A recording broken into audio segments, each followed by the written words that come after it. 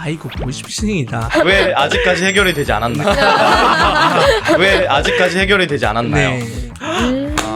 맞아요. 네. 제 범죄는 패스! 안전은 예스! 네, 안녕하십니까. 다들 자기소개 먼저 한번 해볼까요? 저는 부산대학교 경제학과 몽골에서 온 산치르라고 합니다. 오늘 진행을 이렇게 맡게 되었는데 잘 부탁드립니다. 네, 안녕하세요. 저는 현재 부산시 경찰청 치안정보과 외삼역관으로 근무하고 있는 도영주 경이라고 합니다. 저는 적도기니에서 온 언유라고 합니다. 지금 부산 외국어대학교에서 국제개발협력이라는 전공으로 마지막 학년 마지막 학기 중입니다. 저는 베트남에서 온 짠티나라고 합니다. 현재 고신대학교에서 4학년 한국어교육학과 재학 중입니다. 반갑습니다.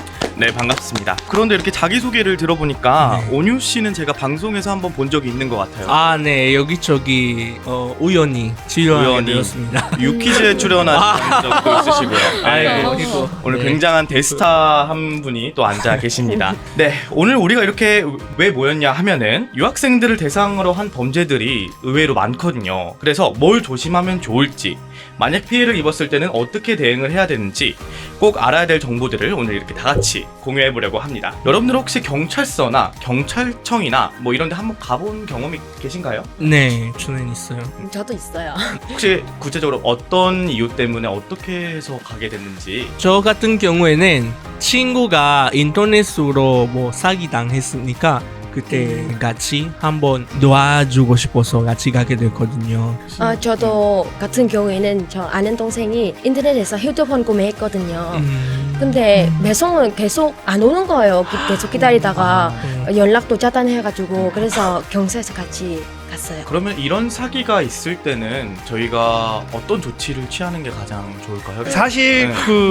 보통 요즘은 핸드폰, 네. 스마트폰으로 네, 했을 맞아요. 겁니다. 네. 그러면 제가 결제를 했던 내역이라든가 사기 전에 분명히 서로 대화를 했던 것들이 있을 네. 거고 그 어떤 사이트를 통해서 갔던 건지 그 모든 것을 기록해서 혹은 캡처 사진을 찍어서 경찰서를 방문해가지고 경찰의 도움을 받으시는 게 범죄 피해를 당했으면 소액이라도 소액이라. 예, 신고를 하시는 게 좋은 게 그 소액이 개인이 한 명이 받은 소액인지는 몰라도 피해자들이 사실 모아보면 많이 있거든요. 같은 수법으로 그 인터넷 사기 수법으로 피해자들은 대량이기 때문에 그걸 모아보면 그 액수는 사실 상당합니다. 합산을 하면. 그러니까 작은 거라도 신고를 해주셔야 경찰 쪽에서도 이런 범죄가 지금 인터넷으로 퍼지고 있다. 범죄가 요즘은 조직적으로 지금 이루어지고 있기 때문에 새로운 트렌드도 이 경찰 쪽에서는 알아야 되니까 이렇게 신고를 꼭 해주시는 게 맞다라고 말씀드리고 싶습니다. 이렇게 케이스가 많은데 이분들 왜 잡기가 어려운지, 왜냐하면 계좌번호도 있고 그런 데서 조금 더 잡기 쉽지 않을까. 네. 경희님 왜 어려운가요? 왜 아직까지 해결이 되지 않았나요? 네. 자, 이게 보면 대포 통장이라고 있습니다. 대포 방금 통장. 전에 말씀하신 계좌번호를 보내줬으니까 내가 네네네. 계좌번호도 있는데 왜 이걸 잡지 못하느냐라고 네. 말씀하시는데 이 대포 통장이라는 것은 사실 개설한 사람과 사용하는 사람이 다른 사람인 거예요. 비정상적인 와. 통장을 말합니다. 그래서 범죄자들이 자기 명의의 통장을 이용하면 경찰한테 쉽게 잡히니까 맞아요. 남의 명의의 통장을 이용해서 범죄에 이용되는 피해금을 이렇게 주고받고 하는 그렇다 보니까 추적 자체가 어려워요. 남의 통장 만들어서 쓰는 거라면 예를 들면 제 이름으로 돼 있는 통장 쓴다는 건가요? 그렇죠. 그러면 제가 그 돈 쓸 수 있을까요? 제가 본인이. 그 사람은 본인은 못 쓰죠. 왜냐하면 통장 거래 내역이나 그 대포 통장이라는 것은 네. 벌써 그 통장 이용자한테 준 거예요. 그래서 명의만 본인의 명의지 실제로는 이 범죄자들이 그걸 이용하고 있는 거예요. 오 마이 갓. 근데 실제로 유학생들이 꼭 알아야 되는 게 이 네. 대포 통장이 사실 여기 유학하시다가 만들어 놓은 통장 있잖아요. 네. 떠나기 전에 통장 사고 싶다 인터넷에 그래서 통장을 팔아요. 와. 30만 원, 정말요? 예, 몇십만 원 실제로 그런 식으로. 예, 실제로 팔고 와. 그리고 이 통장을 그 범죄자들이 또 이용을 하고 있습니다. 오 마이 갓. 그런 경우가 많이 있다고. 근데 그러면 그렇게 되는 경우는 그럼 재입국할 때 그게 또 문제가 되죠. 그쵸? 재입국뿐만 아니라 유학생이 그래가지고 강제 출국 당하기도 당하고 해요. 심지어 그게 아. 이제 보이스피싱 범죄에 이용돼가 큰 금액이 그 통장으로 왔다 갔다 하면 네. 사실 영구히 한국 재입국이 안 되는 음. 영구적으로요. 네. 그런데 요즘 자기도 모르는 사이에 누구라도 범죄에 연루될 이런 일이 정말 많잖아요. 캄보디아 시아누크빌 지역에서 스캠 단지를 조성했고 이런 보도들을 많이 보셨을 텐데 혹시 스캠이 뭔지 아십니까? 아니요, 저는 들어본 적이 없는 것 같습니다. 결국은 이 스캠은 사기 아, 사기죄를 네네. 이야기하는 건데 스캠은 신뢰를 이용해서 금전적인 그렇죠. 이득을 취하는 사기 행위 보이스피싱을 포함하는 더 넓은 개념으로 보면 되겠습니다. 그래서 이 스캠을 이용해서 사람들의 금전, 물품, 개인정보 등을 편취하기 위해서 속임수를 쓰는 모든 기만 행위를 통틀어 의미하고 캄보디아 사건이 이런 스캠들 아까 말했던 각종 모든 스캠을 할 수 있는 단지를 만들어서 보이스피싱 포함해서 많은 사람들을 그 고액 알바 혹은 뭐 이런 걸로 유혹을 해서 지인이 지인을 부르고 또 가 있는 지인이 또 다른 지인을 부르고 그 지인이 거기 가서 결국 가해자가 되고 피해자가 가해자가 되고 그래서 거기서 감금당하고 여권 다 뺏기고 할 수 있는 건 하루 실적을 계속 만들어내야 되는 그런 상황이 오니까 그 하는 게 콜센터 들어보셨죠? 금융기관 은행을 네. 사칭해서 네. 금융기관 오마이갓. 어디입니다 혹은 뭐 검찰 혹은 경찰입니다 라고 수사기관을 사칭하여가지고 이 사람들로 하여금 돈을 빼내는 이런 역할을 하는 그걸 단지를 만들었다. 아. 그게 이제 캄보디아 사건이라고. 어마어마하죠. 근데 이 범죄라는 것도 뭐 살아있는 것처럼 점점 업그레이드가 돼가고 있네요. 진화가 많이 무섭네요. 됐죠. 네, 진화가 돼가고 있네요. 진짜. 지금은 진화를 해서 네. 심지어 내 딸의 음성, 아, 내 아들의 음성, 내 가족의 음성까지 AI로 AI. 맞아요. 그렇게 하기 때문에 지금은 굉장히 스마트해졌습니다. 오 마이 갓. 그러면 지금 더욱더 약간 이 범죄자들 잡기 더 어려워. 더 어려워지는 거네. 왜냐면 이 AI 자체도 음. 저희 그 SNS에 최근에 사진으로 이렇게 만들어서 장난치는 거 유행했었던 거 알고 계시죠, 다들? 사실 저도 그거를 이제 엄마한테 했었는데 그만큼 AI가 우리가 접하기가 너무 쉬워졌고 이 퀄리티도 그러니까요. 너무 올라가가지고 저희 엄마도 보고 바로 믿으시더라고요. 그리고 약간 알바하면서 저 같은 경우에는 이렇게 행사도 뛰고 뭐 하니까 어느 날 갑자기 어떤 전화가 나온 거예요. 뉴스 안녕하세요. 막 우리는 땡땡땡 뭐 하는 데입니다. 외국인 등록증 그리고 계좌번호 먼저 미리 보내주시면은 입금하고 그때는 일하시면 됩니다. 그런 식으로 너무 엑사이트해서 신나서 저도 막 빨리 찾고 있더라고요. 근데 그분이 약간 실수 하나 했었어요. 그때부터 이렇게 의심하기 시작하고 번호 이렇게 확인하고 이거 보이스피싱이다. 자기도 모르게 방금 이렇게 얘기했던 네. 보이스피싱이나 네. 이런 거를 유학생들이 어디에 혹하게 되냐면 고액 알바. 맞아요. 네. 제 잠깐만. 말씀하세요. 네. 너무 흥분됐어요. 고액 알바라고 음. 이제 유학생들이 이제 딱 낚이는 게 하는 업무가 현금 수거책하고 중개기 관리책 요 두 개를 제일 많이 낚여서 하고 있습니다. 자, 그러면은 저희가 마침 다음 얘기가 이 아르바이트에 대한 얘기였습니다. 네. 보통 알바를 어떤 식으로 이제 구직을 하시나요? 저는 원래 한국에서 흔히 알고 있는 알바 천국, 알바 천국도 네. 있고 막 그런 거 있는데 그런 루트에서 알바 구하기 저한테 좀 어려웠거든요. 그래서 텔레그램, 텔레그램이요? Yes. 텔레그램. 텔레그램이나 아, 네. 인스타. 텔레그램, 인스타그램 말씀하셨잖아요. 네. 저는 사실 그런 경로로 알바를 구한다는 거 처음 들었어요. 알바를 선택할 때는 가장 조심해야 되는 키워드가 있습니다.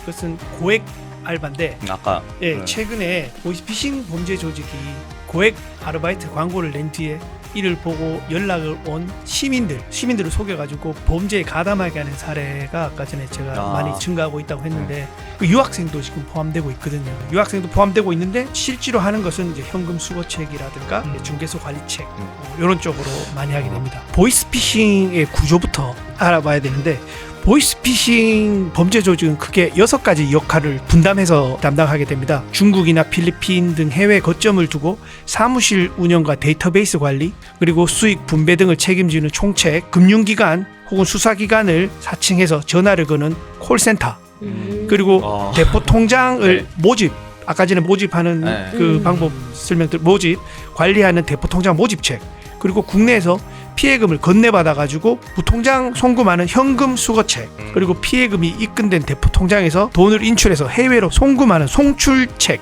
그리고 전화번호를 변작하는 중개기를 관리하는 중개소 관리책 등이 있습니다. 많이 있죠. 범죄도 네. 다양하네요. 오 마이 갓. 아까 그 현금 수거책이라고 하셨는데 음. 혹시 이 현금 수거책에 대한 실제 사례들이 있을까요?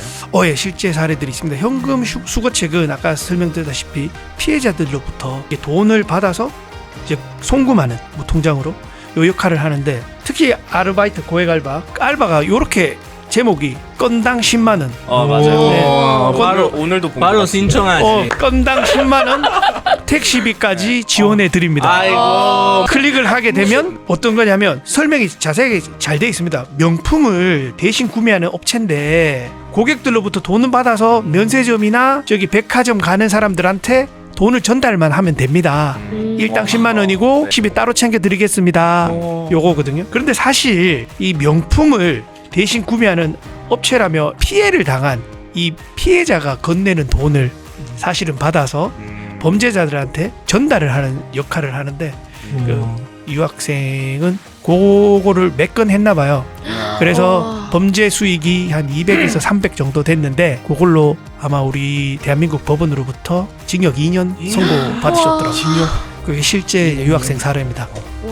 정말 이런 범죄를 정말 이쁘게 잘 포장을 하는 것 같아요, 그렇죠? 그렇죠. 완벽하게 경희님이 말씀을 안 했다면 저도 솔깃했을 법한. 오늘 저 잘 만났죠. 너무 오늘 지금 저 안 만나고 그랬으면 네. 꼭 클릭했다가 큰일 나요. 아마 법원에서 뵀을 것 같고 어. 다른 경로로 뵀을 것 저는 진짜 같은데 당했을 것 같아요. 당할 수 있었을 네. 것 같아요. 우리 유학생들은 이런 부분에서 더 조심해야 될 것 같아요. 네. 진짜. 이게 사회적으로 정말로 우리가 신경 쓰고 있는 범죄이기 때문에 유학생이라서가 아니라 이 범죄는 우리나라에서 특히 신경 쓰고 있는 범죄라서.